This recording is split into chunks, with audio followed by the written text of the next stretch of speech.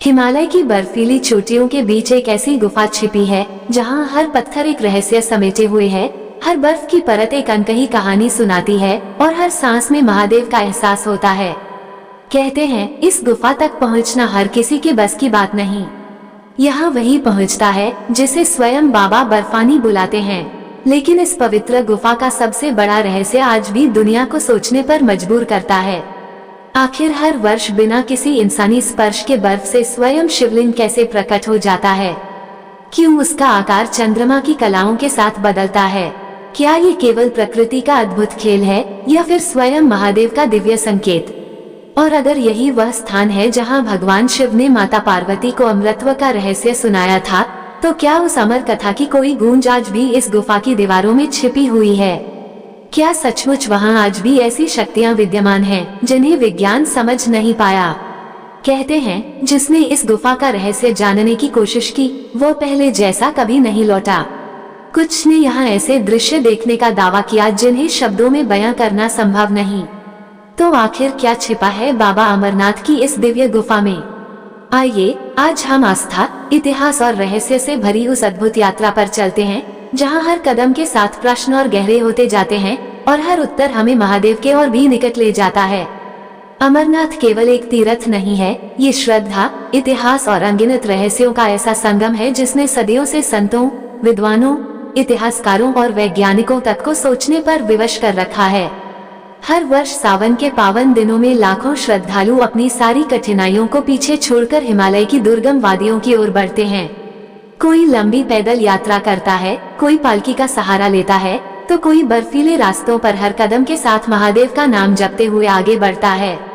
क्योंकि उनका विश्वास होता है कि जब बाबा बुलाते हैं तब रास्तों की कठिनाई भी भक्तों का कुछ नहीं बिगाड़ सकती। इस पवित्र धाम का नाम सुनते ही मन में अनेक प्रश्न उठने लगते हैं। आखिर इस गुफा में ऐसा क्या है जिसने हजारों वर्षों से करोड़ों लोगों की आस्था को अटूट बनाए रखा है? क्यों हर वर्ष यहाँ बिना किसी मानव के स्पर्श के बर्फ से स्वयं एक दिव्य शिवलिंग प्रकट होता है? वह धीरे धीरे आकार लेता है, पूर्ण रूप धारण करता है और फिर समय आने पर उसी प्रकार विलीन भी हो जाता है। क्या ये केवल प्रकृति का एक अद्भुत संयोग है या फिर स्वयं भगवान शिव की दिव्य लीला? मान्यता है कि यही वह पावन स्थान है जहां भगवान शिव ने माता पार्वती को अमृतत्व का वह महान रहस्य सुनाया था जिसे संसार का कोई अन्य जीव न सुन सके। लेकिन यदि वो कथा केवल माता पार्वती के लिए थी तो फिर यह विश्वास कैसे बना कि किसी और ने भी उस अमर ज्ञान को सुन लिया था? क्या सचमुच कोई ऐसा साक्षी था जो आज भी इस कथा से जुड़ा हुआ माना जाता है? यही प्रश्न इस गुफा के रहस्य को और भी गहरा बना देते हैं। स्थानीय लोगों के बीच वर्षों से एक और अद्भुत मान्यता प्रचलित है। कहा जाता है कि इस गुफा में दो सफेद कबूतरों का जोड़ा दिखाई देता है जिनके दर्शन को अत्यंत शुभ माना जाता है। अनेक श्रद्धालु दावा करते हैं कि उन्होंने स्वयं उन कबूतरों को देखा है। आस्था कहती है कि इनका संबंध उसी अमर कथा से है, जबकि इतिहास और विज्ञान इस रहस्य का कोई निश्चित उत्तर आज तक नहीं दे पाए हैं। इतना ही नहीं, ये गुफा वर्ष के अधिकांश समय बर्फ से ढकी रहती है और केवल कुछ समय के लिए ही श्रद्धालुओं के दर्शन हेतु खोली जाती है। शेष महीनों में यहाँ गहरा सन्नाटा पसरा रहता है। ऐसे में लोगों के मन में ये प्रश्न उठना स्वाभाविक है कि जब इस गुफा के द्वार बंद रहते हैं तब भीतर क्या होता होगा? क्या वहाँ केवल बर्फ और शांति होती है या फिर कोई ऐसा रहस्य जो आज भी सामान्य आंखों से ओझल है? समय समय पर कई कहानियां सुनने को मिलती हैं, लेकिन उनके पीछे का सत्य आज भी रहस्य बना हुआ है। यही कारण है कि अमरनाथ केवल एक धार्मिक स्थल नहीं बल्कि विश्वास, जिज्ञासा और आध्यात्मिक अनुभूति का केंद्र बन चुका है। यहाँ पहुँचने वाला प्रत्येक श्रद्धालु अपने साथ केवल मनोकामनाएं ही नहीं लाता बल्कि अपने मन के अनगिनत प्रश्न भी साथ लेकर आता है। और जब वो गुफा के भीतर स्वयंभू हिम शिवलिंग के दर्शन करता है तो उसके बहुत से प्रश्न बिना किसी शब्द के ही शांत हो जाते हैं। जम्मू कश्मीर की मनमोहक वादियों में समुद्र तल से लगभग 13,600 फीट की ऊंचाई पर स्थित ये पवित्र गुफा बाहर से जितनी साधारण दिखाई देती है, भीतर से उतनी ही अलौकिक प्रतीत होती है। विशाल चट्टानों के बीच स्थित यह स्थान अपने भीतर ऐसी आध्यात्मिक ऊर्जा समेटे हुए है जिसे केवल अनुभव किया जा सकता है। यहाँ पहुँचते ही ठंडी हवाएं, हर हर महादेव के जयघोष और सामने दिखाई देता दिव्य हिमलिंग भक्त के मन को भक्ति से भर देते हैं। यही वह स्वयंभू हिम शिवलिंग है जिसके दर्शन के लिए लाखों श्रद्धालु कठिन से कठिन यात्रा को भी सहज मान लेते हैं। ये किसी मूर्तिकार की बनाई हुई प्रतिमा नहीं, बल्कि प्रकृति की गोद में स्वयं निर्मित होने वाला दिव्य स्वरूप है। इसी कारण इसे केवल बर्फ का आकार नहीं, बल्कि बाबा बर्फानी की साक्षात कृपा का प्रतीक माना जाता है। किंतु इस पवित्र गुफा का रहस्य केवल इसके हिम शिवलिंग तक सीमित नहीं है। इसके इतिहास से जुड़ी एक ऐसी कथा भी प्रचलित है जिसने वर्षों से लोगों के मन में अनेक प्रश्न खड़े कर रखे हैं। कहा जाता है कि इस पवित्र गुफा की खोज एक मुस्लिम चरवाहे ने की थी। वर्षों से यह कथा लोगों के बीच सुनाई जाती रही है, लेकिन क्या वास्तव में यही पूरा सत्य है, या फिर इस कहानी के पीछे इतिहास का कोई ऐसा पक्ष छिपा है जिसके बारे में बहुत कम लोग जानते हैं। लोककथा के अनुसार कई सदियों पहले बूटा मलिक नाम का एक चरवाहा अपनी भेड़ बकरियां चराते हुए हिमालय की इन पहाड़ियों में पहुंचा। वहीं उसकी मुलाकात एक तेजस्वी साधु से हुई। साधु ने उसे विदा करते समय कोयले से भरा एक थैला दे दिया। पहले तो बूटा मलिक को लगा कि यह साधारण कोयला है, लेकिन जब वो घर पहुंचा और थैला खोला तो उसके आश्चर्य का ठिकाना नहीं रहा। उस थैले में कोयले की जगह बहुमूल्य रत्न और हीरे जवाहरात थे। ये देखकर उसके मन में उस साधु के प्रति गहरा सम्मान जागा। वो उनका धन्यवाद करने दोबारा उसी स्थान पर पहुंचा, लेकिन इस बार वहां न तो वह साधु थे और न ही उनके कोई निशान। उनकी जगह उसे एक विशाल गुफा दिखाई दी, जिसके भीतर बर्फ से स्वयं निर्मित दिव्य शिवलिंग विराजमान था। कहा जाता है कि इसके बाद बूटा मलिक ने गांव वालों को इस गुफा के बारे में बताया और धीरे धीरे ये स्थान श्रद्धालुओं के बीच प्रसिद्ध हो गया। लेकिन इतिहास का दूसरा पक्ष इससे कहीं अधिक प्राचीन दिखाई देता है। 12वीं शताब्दी में महान इतिहासकार कल्हण द्वारा रचित राजतरंगिणी में ऐसे उल्लेख मिलते हैं जिनसे संकेत मिलता है कि कश्मीर के प्राचीन राजा इस हिम शिवलिंग की पूजा करने आया करते थे। यदि ये उल्लेख सही हैं, तो स्पष्ट होता है कि यह पवित्र धाम बूटा मलिक की कथा से कई शताब्दियों पहले भी लोगों की आस्था का केंद्र था। इतना ही नहीं, नीलमत पुराण जैसे प्राचीन ग्रंथों में भी कश्मीर के अनेक पवित्र तीर्थों के साथ इस क्षेत्र का उल्लेख मिलता है। अनेक विद्वानों का मानना है कि अमरनाथ का संबंध अत्यंत प्राचीन धार्मिक परंपराओं से रहा है। यही कारण है कि इस गुफा का इतिहास केवल कुछ 100 वर्षों का नहीं, बल्कि हजारों वर्षों पुराना माना जाता है। यही वजह है कि इतिहासकारों के बीच भी इस विषय पर अलग अलग मत मिलते हैं। कुछ लोग बूटा मलिक की कथा को इस गुफा के पुनः प्रसिद्ध होने की घटना मानते हैं, जबकि अनेक विद्वानों का मत है कि यह धाम उससे बहुत पहले से श्रद्धा का केंद्र था। निश्चित रूप से क्या हुआ था, इसका अंतिम उत्तर इतिहास के पास भी नहीं है, लेकिन इतना अवश्य कहा जा सकता है कि अमरनाथ की महिमा सदियों से लोगों की आस्था का हिस्सा रही है। यही कारण है कि आज भी जब श्रद्धालु इस गुफा में प्रवेश करते हैं तो उन्हें ऐसा अनुभव होता है मानो समय थम गया हो। चारों ओर फैली बर्फ, गुफा की शांत दीवारें और वातावरण में गूंजता महादेव का नाम मन को किसी दूसरी ही दुनिया में पहुंचा देता है। लेकिन इस गुफा की सबसे प्रसिद्ध कथा अभी बाकी है। वो कथा जिसके कारण इस स्थान को अमरनाथ कहा गया। वो कथा जिसमें भगवान शिव ने स्वयं माता पार्वती को अमृतत्व का सबसे बड़ा रहस्य सुनाया था। पौराणिक मान्यताओं के अनुसार एक दिन माता पार्वती के मन में एक गहरा प्रश्न था।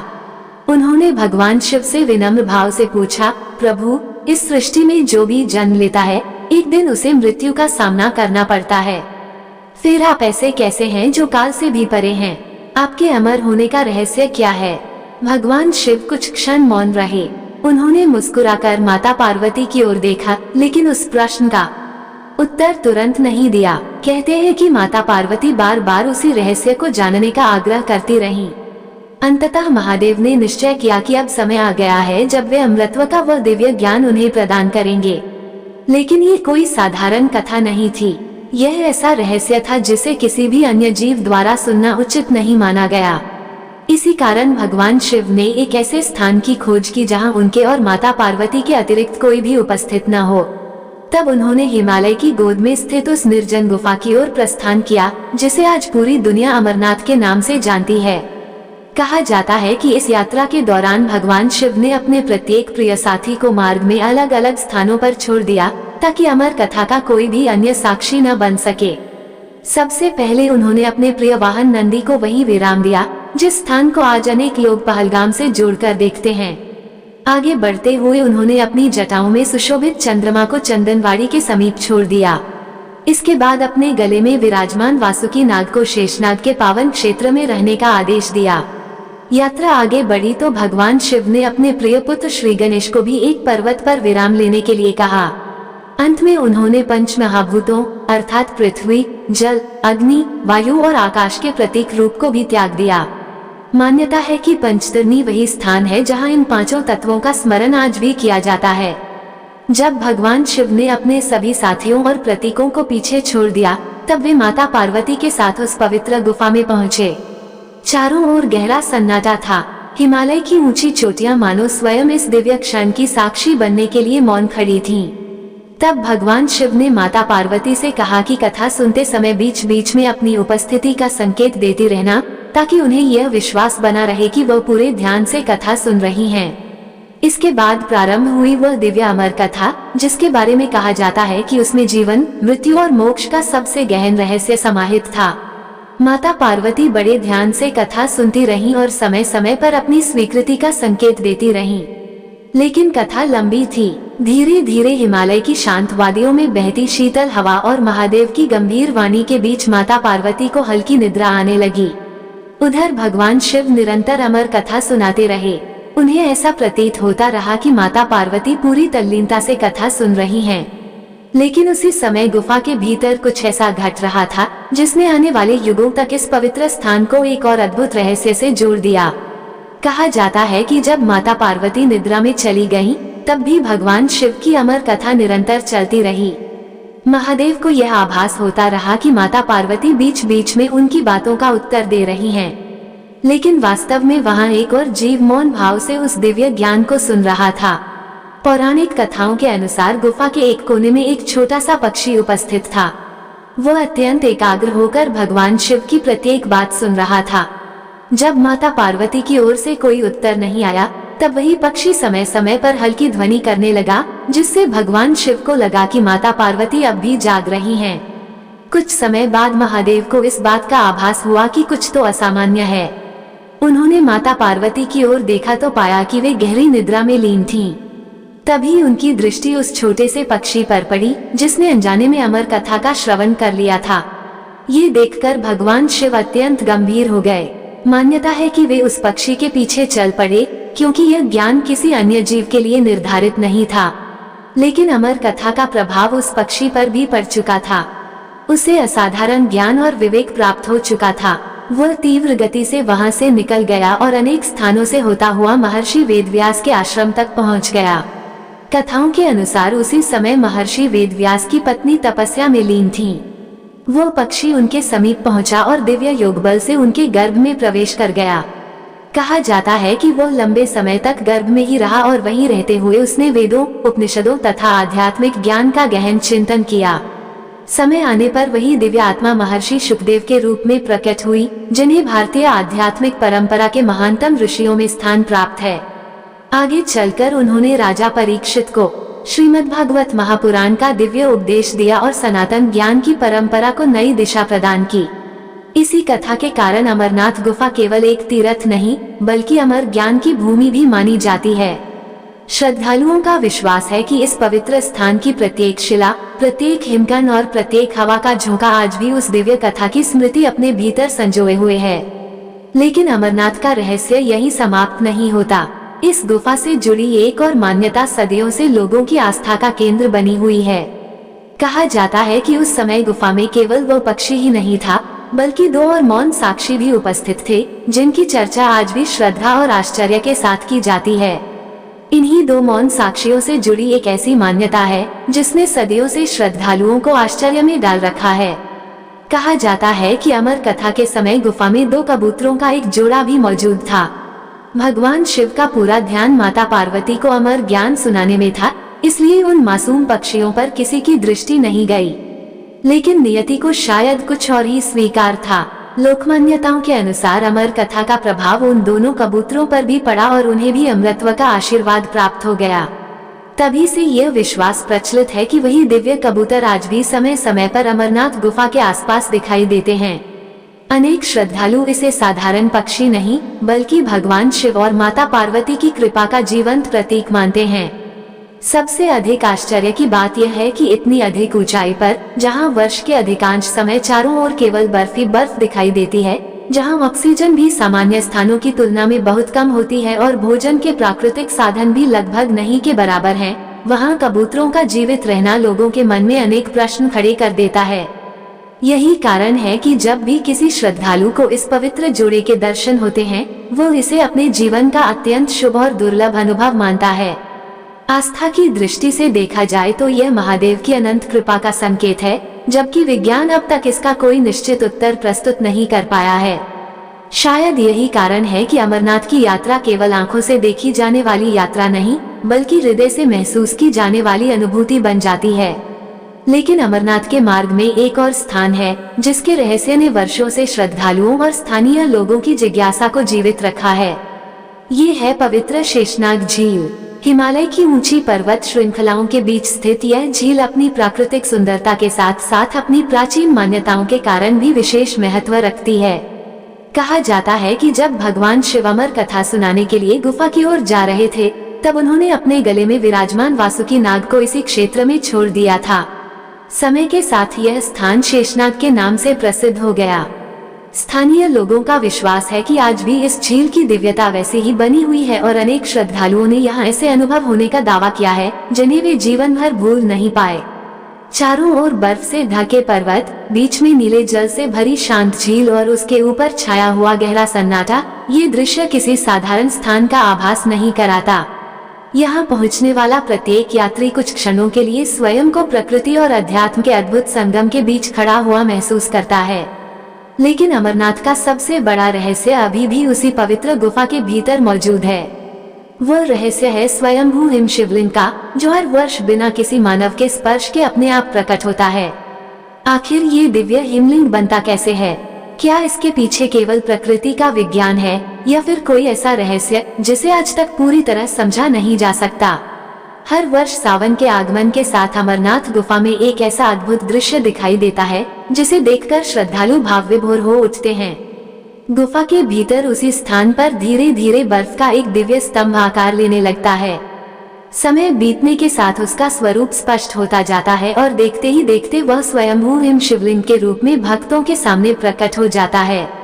यही वह अलौकिक दृश्य है जिसके दर्शन के लिए लाखों श्रद्धालु कठिन से कठिन यात्रा करने का संकल्प लेते हैं। सबसे आश्चर्यजनक बात यह है कि इस शिवलिंग का निर्माण किसी मनुष्य द्वारा नहीं किया जाता।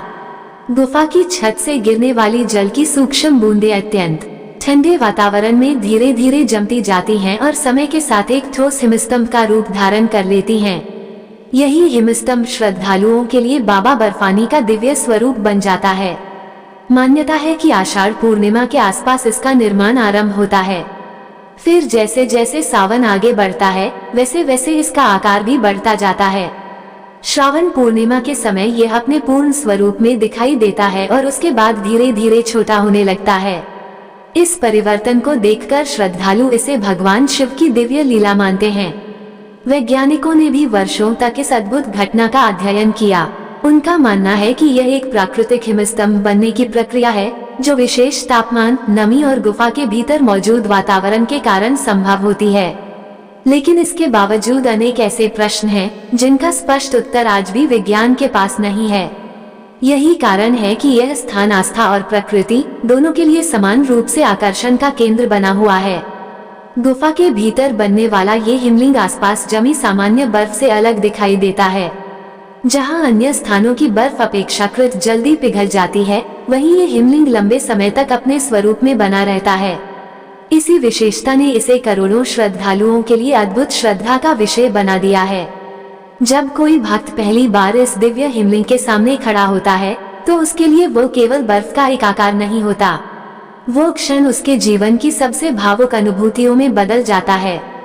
घंटियों की मधुर ध्वनि, हर हर महादेव के गूंजते जयकारे, धूप और अगरबत्ती की सुगंध तथा सामने विराजमान बाबा बर्फानी का दिव्य स्वरूप, ये सब मिलकर ऐसा वातावरण बना देते हैं कि अनेक श्रद्धालुओं की आंखें अपने आप नम हो जाती हैं। शायद यही कारण है कि अमरनाथ की यात्रा को केवल पर्वतों की यात्रा नहीं कहा जाता। यह मन से अहंकार को दूर कर श्रद्धा तक पहुँचने का मार्ग है।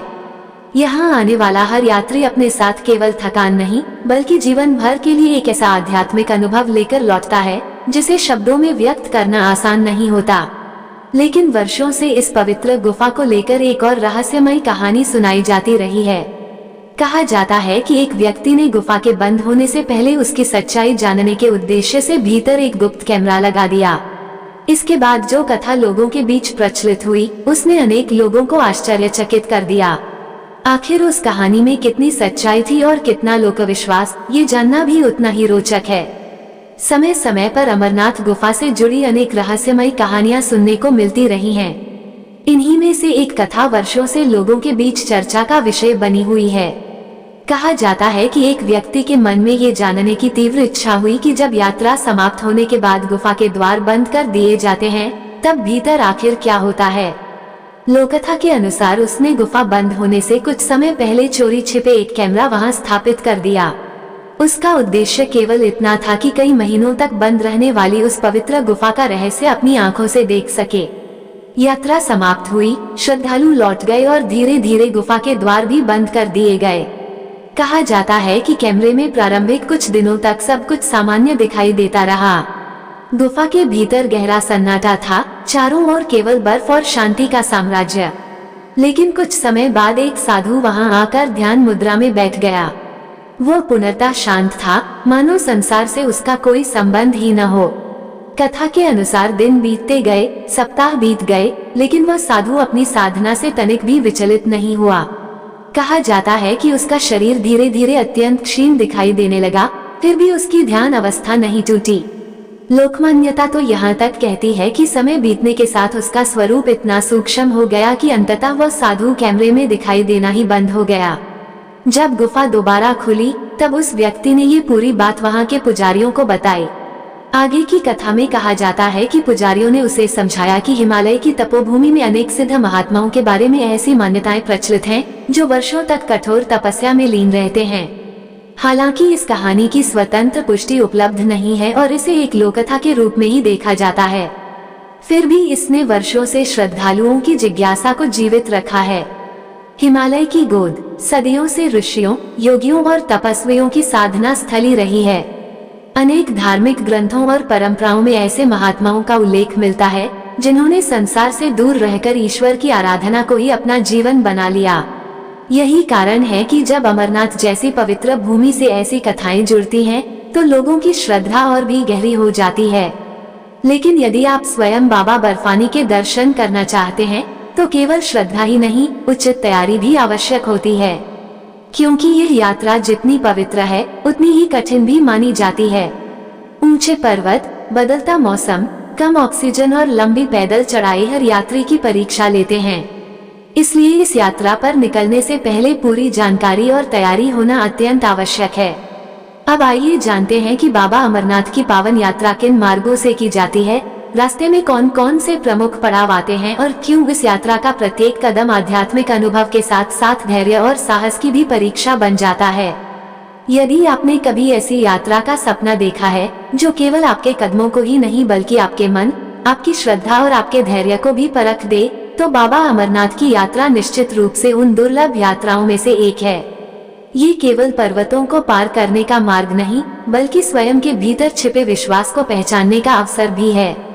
यहाँ पहुँचने वाला हर श्रद्धालु एक अलग ही अनुभव लेकर लौटता है जिसे शब्दों में पूरी तरह व्यक्त कर पाना संभव नहीं। इस पावन यात्रा पर निकलने से पहले प्रत्येक श्रद्धालु को निर्धारित प्रक्रिया के अनुसार पंजीकरण कराना होता है। यात्रा की कठिन परिस्थितियों को ध्यान में रखते हुए स्वास्थ्य परीक्षण भी आवश्यक माना जाता है, क्योंकि ऊंचाई पर ऑक्सीजन की कमी, अचानक बदलता मौसम और लंबी चढ़ाई शरीर की परीक्षा लेती है। यही कारण है कि प्रशासन यात्रियों की सुरक्षा के लिए आवश्यक नियमों का पालन करवाता है। अमरनाथ गुफा तक पहुंचने के दो प्रमुख मार्ग हैं। पहला मार्ग पहलगाम से होकर जाता है, जिसे अपेक्षाकृत लंबा लेकिन अधिक सहज माना जाता है। दूसरा मार्ग बालटाल से होकर जाता है। ये दूरी में छोटा अवश्य है, किंतु इसकी चढ़ाई अधिक कठिन और चुनौतीपूर्ण मानी जाती है। श्रद्धालु अपनी सुविधा, स्वास्थ्य और समय के अनुसार इनमें से किसी भी मार्ग का चयन करते हैं। यदि यात्रा पहलगाम से आरंभ की जाए तो सबसे पहले चंदनवाड़ी का पवित्र पड़ाव आता है। यहीं से वास्तविक पर्वतीय यात्रा प्रारंभ होती है। जैसे जैसे कदम आगे बढ़ते हैं वैसे वैसे ठंडी हवाएं और ऊंचे पर्वत यह एहसास दिलाने लगते हैं कि अब आप सामान्य संसार से दूर देवभूमि की ओर बढ़ रहे हैं। इसके बाद आता है पिस्सू टॉप, जिसकी कठिन चढ़ाई हर यात्री के धैर्य की परीक्षा लेती है। कई स्थानों पर सांसें तेज चलने लगती हैं, शरीर थकने लगता है, लेकिन महादेव के जयकारे मानो नई ऊर्जा भर देते हैं। हर कदम पर श्रद्धालुओं के मुख से निकलता एक ही स्वर पूरे वातावरण को भक्तिमय बना देता है। हर हर महादेव। आगे बढ़ते हुए यात्री शेषनाग पहुंचते हैं।